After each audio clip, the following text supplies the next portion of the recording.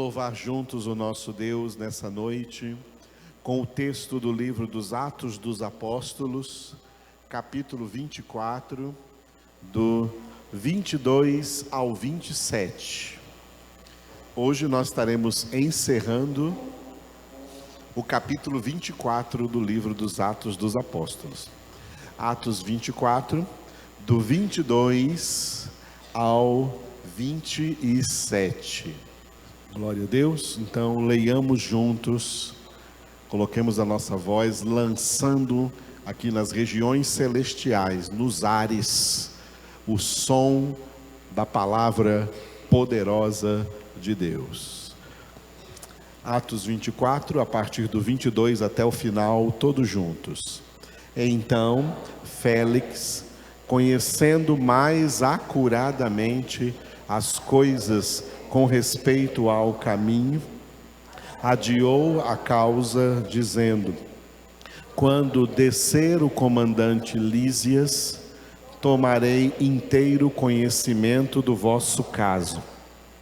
E mandou ao centurião que conservasse a Paulo detido, tratando-o com indulgência e não impedindo que os seus próprios o servissem. Passados alguns dias, vindo Félix e Drusila, sua mulher, que era judia, mandou chamar Paulo e passou a ouvi-lo a respeito da fé em Cristo Jesus.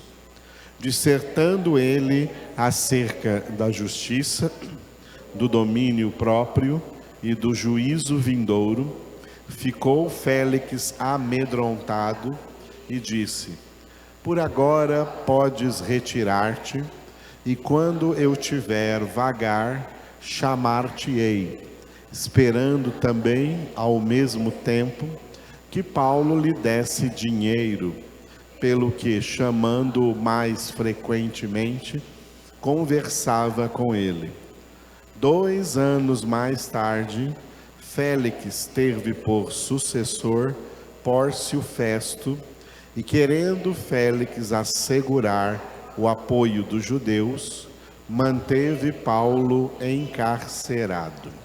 Essa letra que cantamos é do Salmo 131, Salmo de Davi. Glória a Deus. Uma letra muito importante nos dias que é resultado de 4 décadas de pregação, de ensoberbamento, de empoderamento, de que as pessoas têm que se sentir grandes, poderosas, importantes.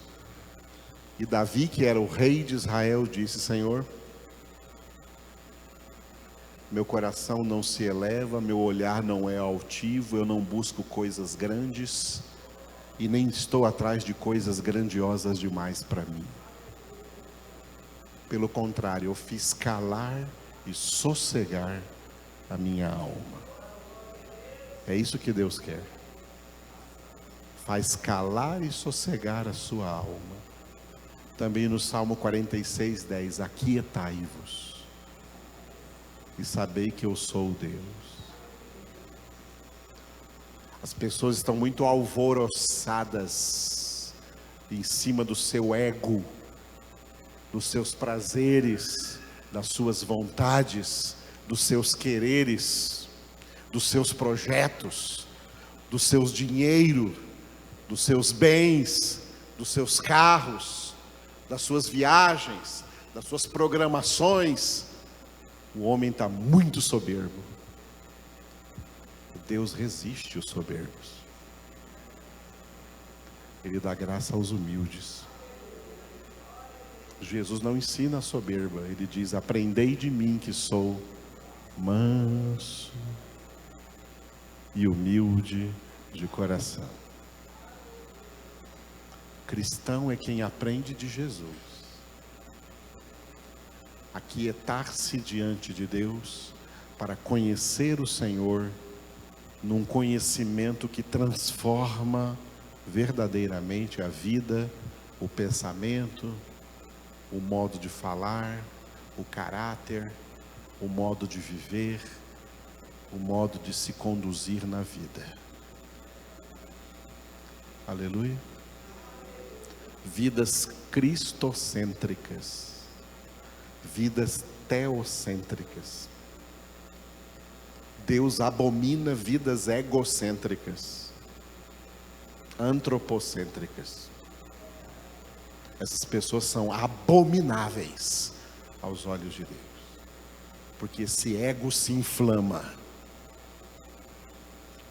Pessoas teocêntricas, que Deus é o centro de suas vidas, que Jesus é o centro de suas vidas, são as que se humilham sob a poderosa mão de Deus. São as que se sujeitam a Deus. O diabo foge delas. Se você cai no pecado, na tentação da soberba, o diabo não foge de você. Ele vem te ajudar a ser mais soberbo ainda,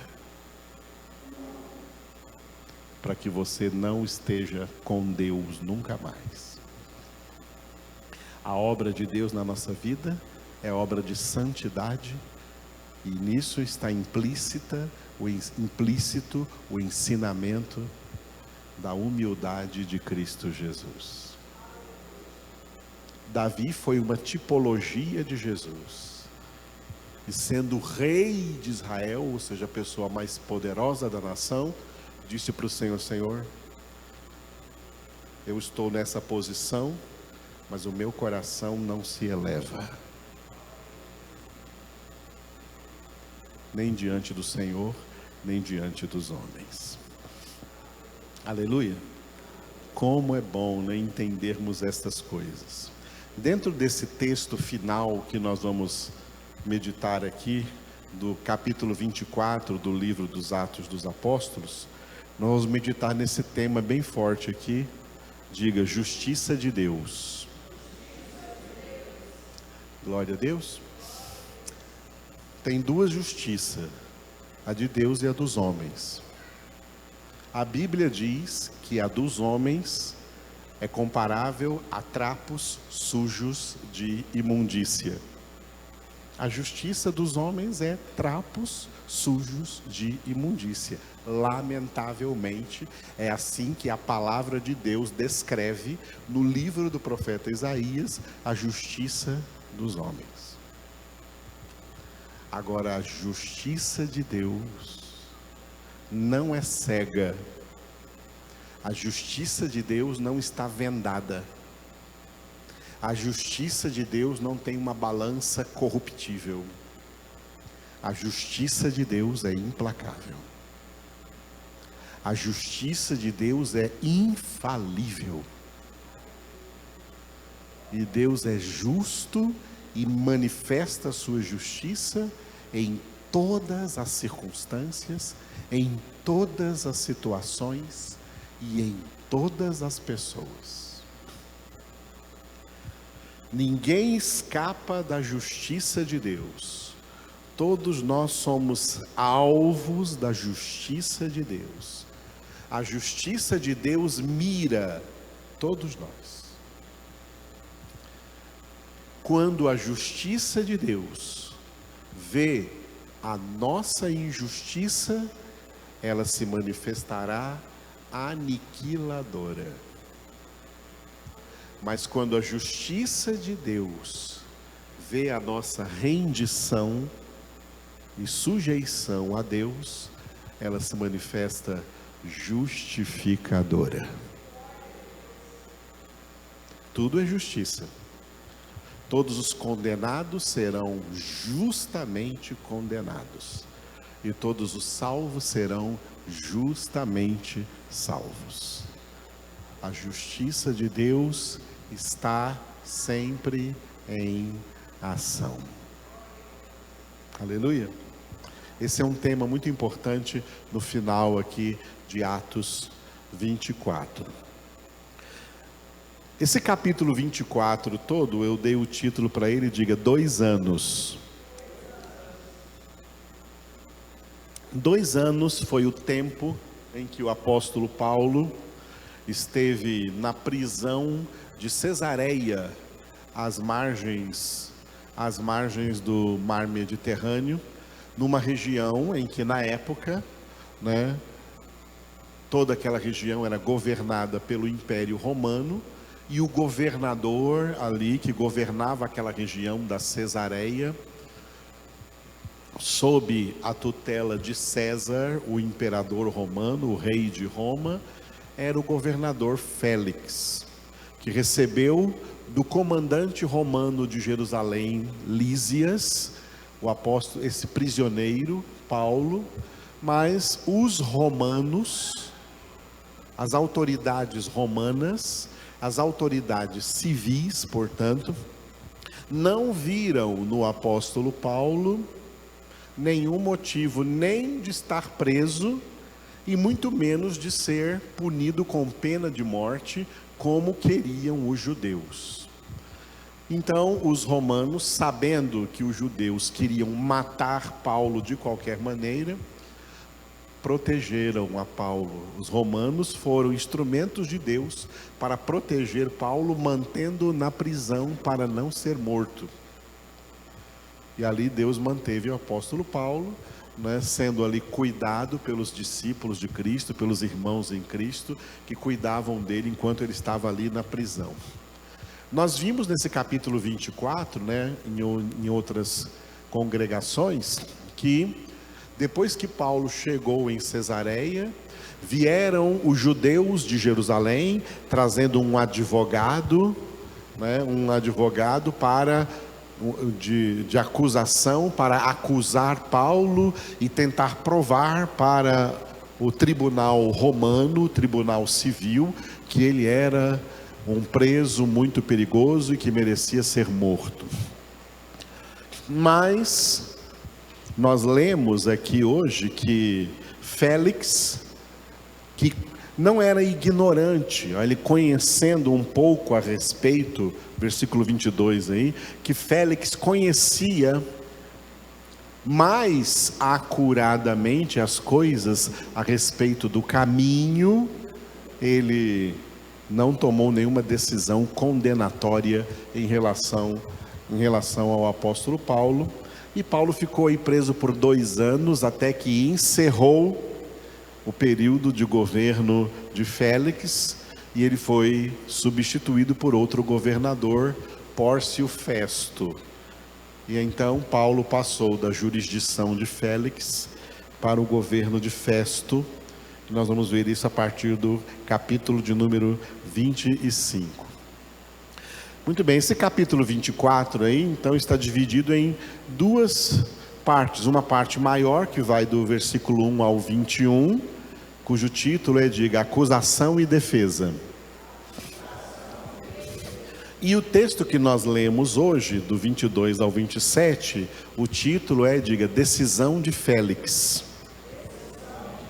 Ou seja, o governador Félix reteve Paulo na prisão, não quis tomar nenhuma decisão nem contra Paulo, porque ele não via justiça nisso, mas também não tomou nenhuma decisão a favor de Paulo para agradar os judeus, tá?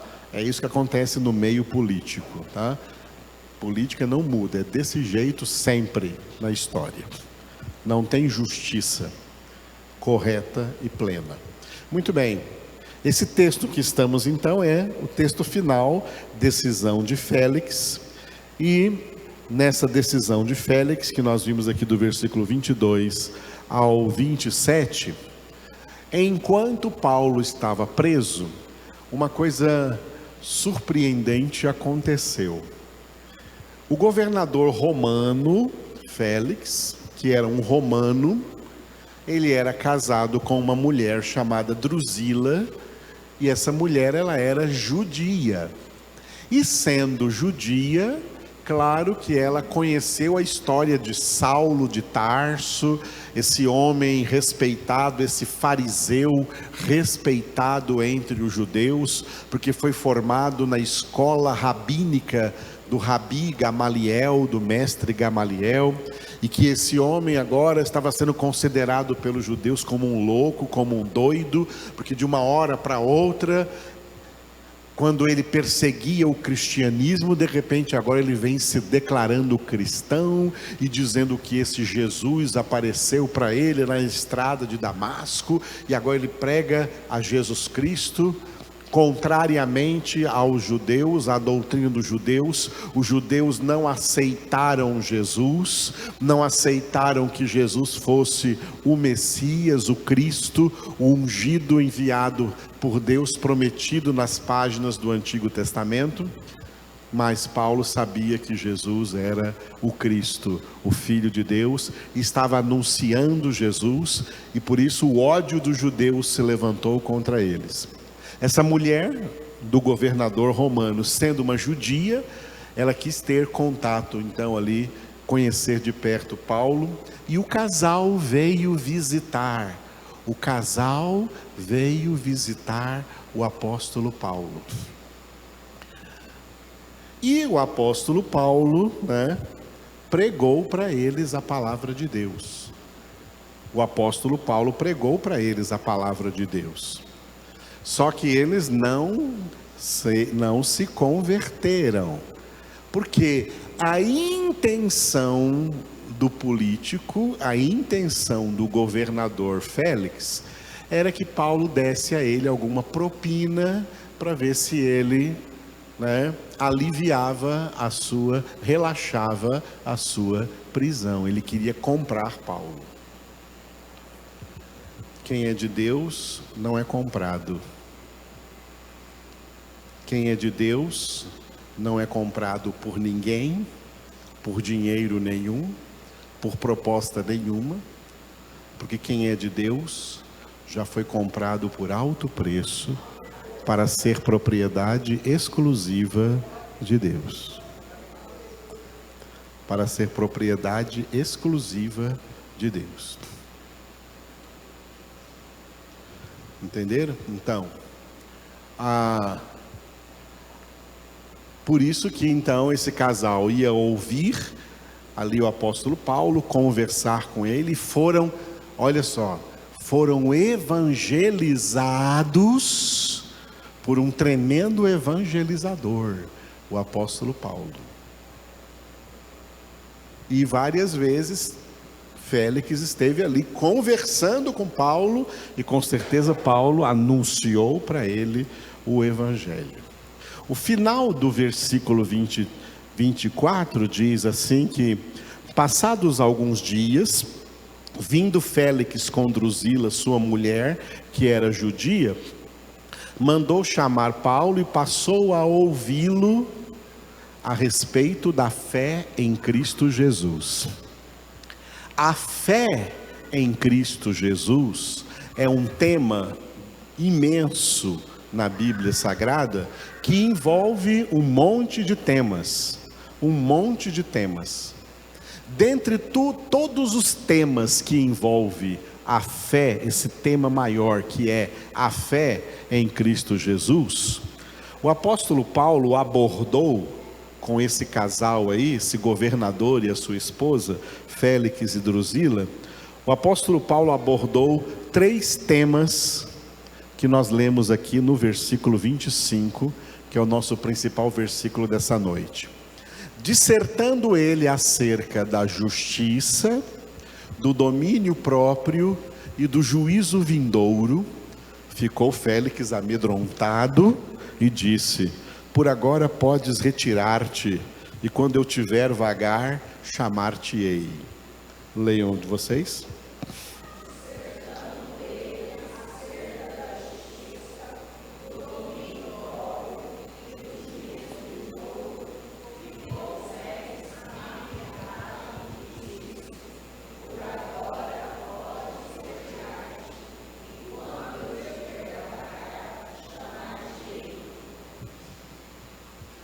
O apóstolo Paulo, diante da oportunidade de evangelizar esse governador romano e a sua esposa, que era judia, como ele havia sido, agora ele é cristão. O que Paulo pregou para eles? Paulo pregou para eles sobre o amor de Deus? Pregou para eles sobre prosperidade, pregou para eles sobre curas e milagres. Paulo pregou para eles que ele era um profeta. Eu vou profetizar para vocês o que Deus quer para a sua vida.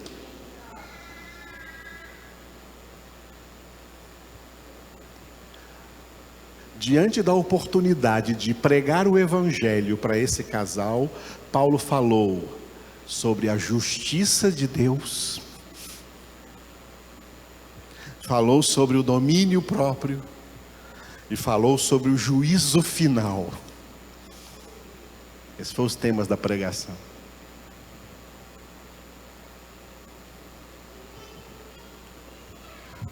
Hoje está cheio de falsos pregadores e falsos convertidos, porque eles só foram acalentados em seus pecados, tá? Com mensagenzinhas de amor. Tá? Deus ama vocês. A mensagem do amor de Deus, de acordo com as páginas do Novo Testamento, ela se afunila para pessoas verdadeiramente convertidas a Cristo. Pessoas verdadeiramente convertidas a Cristo experimentarão a plenitude do amor de Deus. Jesus disse isso em João 14, 23. Se alguém me ama, a prova de que me ama é que guardará a minha palavra. E a essa pessoa aí, meu Pai o amará. E nós, eu, o Pai, o Espírito Santo, viremos para Ele e faremos nele a nossa morada. É aquele que guarda a palavra, que guarda a verdade, que medita na palavra, que pratica a palavra, que obedece a palavra, é esse que vai experimentar o amor de Deus.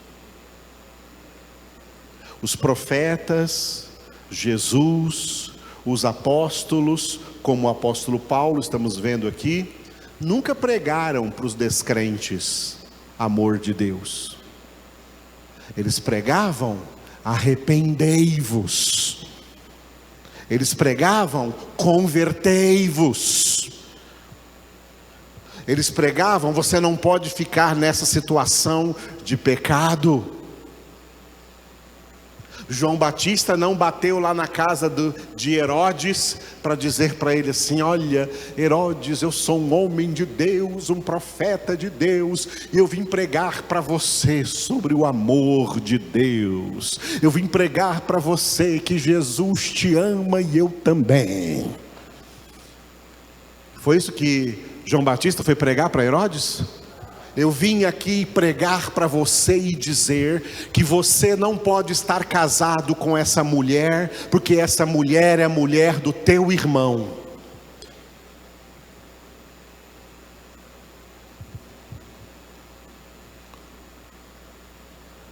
Tem muito pastor, pregador e profeta hoje que abençoa o adultério. Ah não, Deus não vai abençoar o seu casamento. Se você não gostou daquela mulher, pega essa nova aqui agora. Hoje tem pastores casados e recasados 3, 4, 5 vezes e continuam sendo pastores. Depois de divórcios, depois dizem que estão defendendo família. Está cheio de adultério nas igrejas e ninguém fala: para de fazer isso, isso não é lícito. Você não pode estar casado com essa mulher, você não pode estar casada com esse homem. Não tem ninguém que fala isso hoje. Mas as pessoas de Deus aqui na Bíblia falavam. As pessoas de Deus aqui na Bíblia falavam. Os verdadeiros pregadores da palavra de Deus nunca passaram mãozinha na cabeça de pecadores. Porque o pecador está no alvo da justa condenação de Deus, e não no alvo do amor de Deus. Quem se mantém rebelde contra a verdade, contra a palavra, sobre ele não permanece o amor de Deus, sobre ele permanece a ira de Deus, é o que está escrito em João 3,36. Mas as pessoas ficam só no João 3,16 e deturpa. Esse João 3,16 já foi deturpado de 1000 maneiras. O amor de Deus não salva. O amor de Deus deu a verdade. Por amor, Deus deu a verdade. Jesus é a verdade. Jesus é a palavra é a verdade. João 3,16 é isso, o amor de Deus dando a verdade. Aí vai até o versículo 36. Quem ficar rebelde contra essa verdade, quem ficar rebelde contra esse Filho Jesus, que é a verdade, não tem amor de Deus sobre ele, não. O que permanece sobre ele é a ira de Deus. Efésios 2, versículos 2 e 3, nesses 2 versículos, Paulo chama as pessoas não convertidas de filhos da desobediência, no versículo 2, e filhos da ira, no versículo 3. Não são filhos do amor. É muito errado você chegar para uma pessoa não convertida e tentar converter essa pessoa, engambelando-a e dizendo assim: Deus te ama, Jesus te ama. Errado. A pregação correta, de acordo com a Bíblia, é: Deus está irado com você. Olha, cuidado, porque Deus está vendo a sua vida, está vendo como você vive, Deus está irado com você. Deus não te ama, não, Ele está irado contra você. Se arrependa, se converta, mude de vida, mude de situação. Se a pessoa converter e se voltar totalmente para o Senhor, aí é que vem o amor. Aí é que vem o amor. Antes, estão enganados. O que permanece sobre eles é a ira de Deus. Nós lemos Oséias 4 ontem. Oséias 4 está escrito que Deus não está contente com os habitantes da terra, não. Versículo 1: Deus tem uma contenda contra os habitantes da terra, porque nela não há amor, não há verdade e não há conhecimento de Deus. O que só prevalece é mentir, perjurar, matar, assassinar, arrombar, arrombamentos, homicídios, etc. Deus não está contente com a terra, não. E por isso, um verdadeiro profeta como o apóstolo Pedro profetizou em 2 Pedro capítulo 3, que o juízo de fogo virá para a destruição dos homens ímpios. Deus não vai mandar juízo de fogo porque Ele está cheio de amor por essas pessoas. É porque a justa ira de Deus está enchendo os seus 7 cálices para serem derramados sobre essa face da terra, sobre essa humanidade. Aí no mundo está acontecendo um avivamento de Satanás. Show de rock, show de rap, show de axé, show sertanejo. Essas festas pagãs estão lotadas de gente muito feliz, muito alegre. Não pensa que o mundo está infeliz e triste sem Deus, não. Eles estão muito alegres sem Deus. Por isso o Evangelho diz para eles: ai de vós que agora rides, porque lamentareis e chorareis. Benditos os que choram, porque serão consolados. Jeremias, quando viu a situação de pecado, não do mundo, pior, mas do próprio povo de Deus, ele chorou. Ele chorou tanto que ele disse: os meus olhos são como duas cachoeiras. Porque o povo de Deus abandonou a Deus, fonte de água da vida, e foram cavar para si mesmos cisternas fendidas, que não retêm a água. Trocaram a Deus pelos prazeres do mundo. O mundo é melhor. Como eu falei de manhã aqui, dos hebreus que saíram do Egito e morreram no deserto, porque em seus corações voltaram para o Egito, olharam para trás, quiseram de novo o mundo, amaram mais o mundo do que a Deus. Deus os matou a todos no deserto, para que não entrassem na terra prometida. Esse é o mesmo Deus justo que está agindo. Diante de Félix e Drusila, Paulo falou: olha, eu estou aqui num tribunal romano, numa cadeia romana, de acordo com a justiça de vocês, homens. Só que infinitamente maior que a justiça de vocês é a justiça do meu Deus.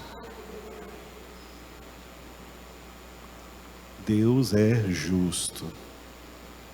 Paulo pregou, olha a coragem de Paulo, pregar para um governador romano e para sua esposa sobre domínio próprio. Uma das 9 características do fruto do Espírito Santo em Gálatas 5, 22, 23. Paulo pregou sobre o domínio próprio para romanos. Se você não entende o que é isso, procure pesquisar na história como era o Império Romano, como viviam os políticos na era do Império Romano, como viviam os militares na época do Império Romano, os soldados, os centuriões. Foi dessa época que surgiu a palavra orgia. A palavra orgia, ela vem do latim, que era a língua falada no Império Romano, e orgias eram as festas promovidas pelo Império Romano.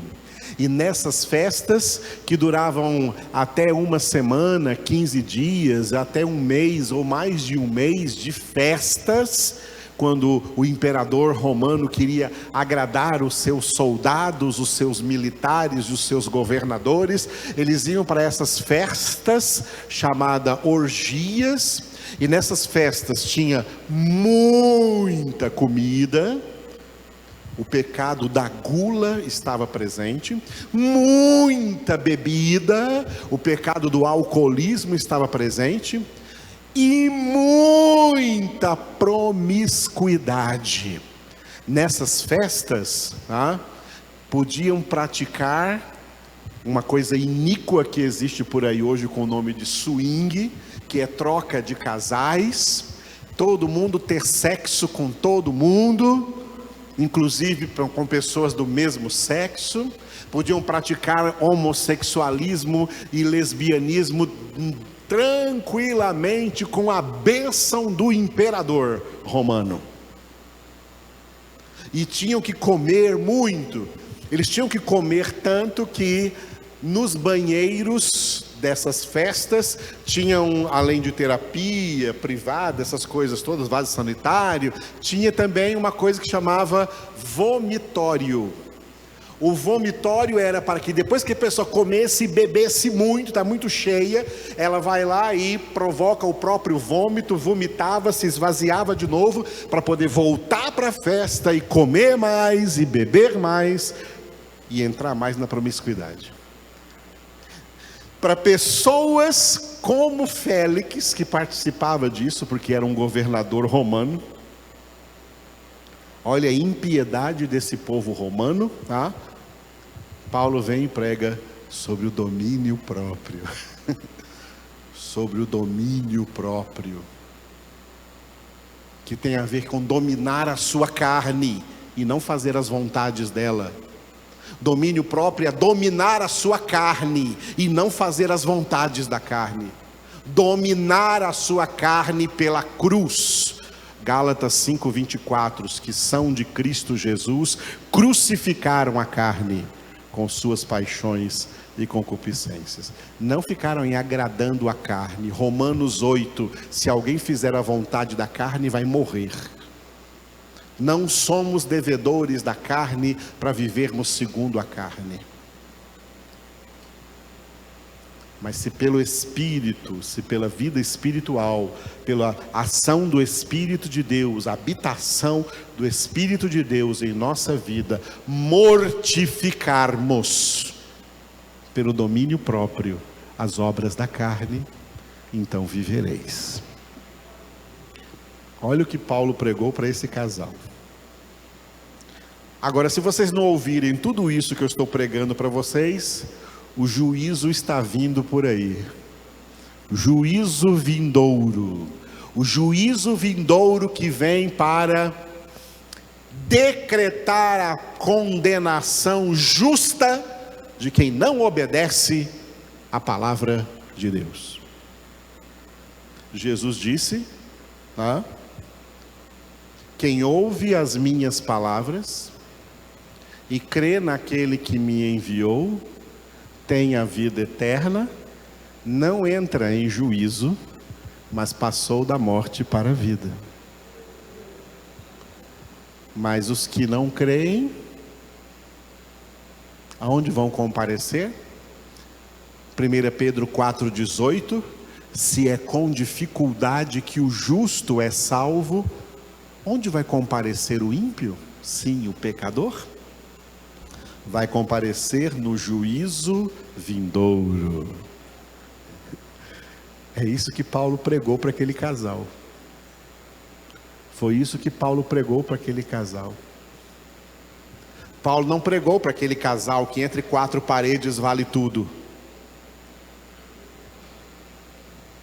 Paulo não pregou para aquele casal piadinhas de encontrinho de casal, de congressinho de casal com pastor piadista.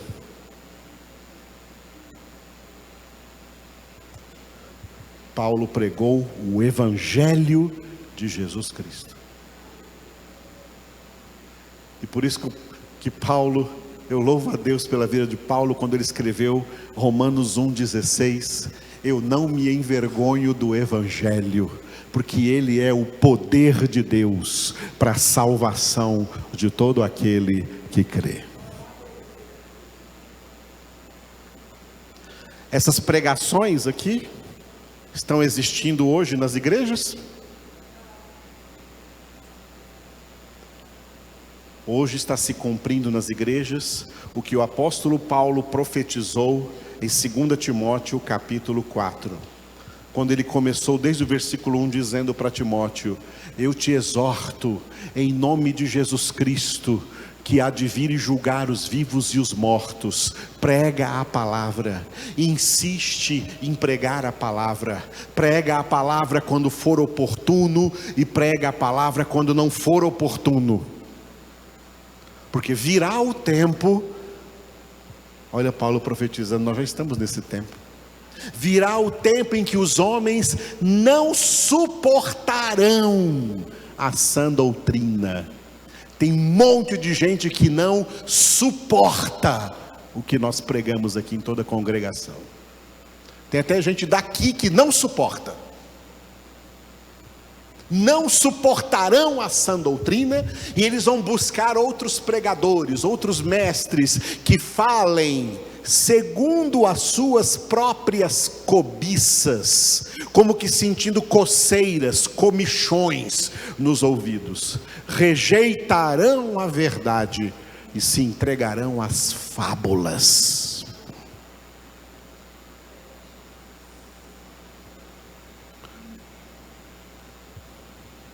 É exatamente isso, a realidade desse mundo hoje aí, que tem esse nome de gospel. Esse mundo gospel hoje aí, É só pessoas sendo agradadas. Pregador só pode pregar coisas que agradem a eles.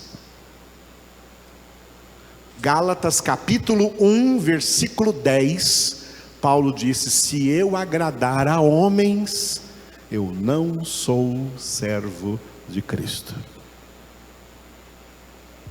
Servos de Cristo são ministros de Cristo para agradar a Deus. E agradar a Deus é pregar a palavra de Deus, pregar a verdade. Quem crer e for batizado será salvo. Quem não crer será condenado. Quem vos ouve, a mim ouve. Quem vos rejeita, a mim rejeita. Esse é o Evangelho de Jesus. Esse é o Evangelho de Cristo Jesus. Esse Evangelho que Paulo pregou para Félix e Drusila. Eles se converteram? Não, porque o interesse deles era outro. Eles queriam dinheiro, eles queriam propina. Sabiam que Saulo de Tarso vinha de uma família rica, que tinha recursos financeiros. Sabia que ele era um empresário, ele tinha sua própria empresa. Então eles tentaram ganhar dinheiro. Está cheio de gente em igreja só querendo ganhar dinheiro, só querendo prosperidade financeira, só querendo prosperidade material. São Félix e Drusila vão comparecer no juízo vindouro. O juízo vem contra todo aquele que não se rendeu de coração ao Senhor e à sua palavra. Amém? Estão bem consolados com essa palavra? Estão bem confortados com essa palavra? Eu estou bem consolado com essa palavra. Quando eu prego para vocês, os ouvidos mais próximos da minha boca são os meus. Eu prego para mim mesmo. Vigiai. Veja como está a sua vida e se conserte diante de Deus, de acordo com os critérios da palavra de Deus. Em nome de Jesus.